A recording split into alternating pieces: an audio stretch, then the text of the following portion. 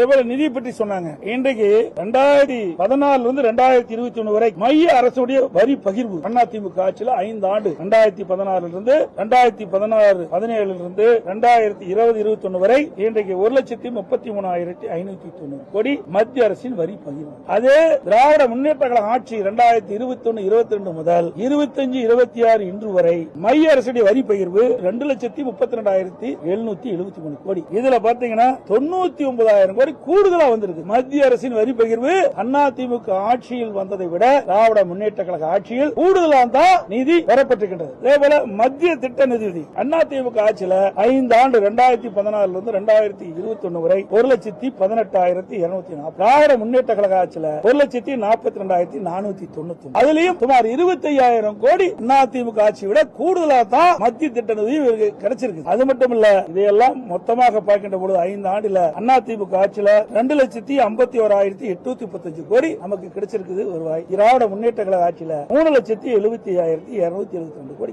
வரி பகிர்வும் அதிகம், கடனும் அதிகாகிறீங்க, திட்டமும் ஒண்ணும் இல்ல. இத கேள்வி கேட்டா ஏதோ பர்சன்டேஜ் சொல்லி அலுப்ப பாக்குறாரு. ஏன்னா அந்த திமுக ஆட்சியில் பர்சன்டேஜ் வாங்குறதுல இன்றைக்கு கைதேர்ந்தவர்கள் அதை சொல்லி சமாளிக்கிறாங்க.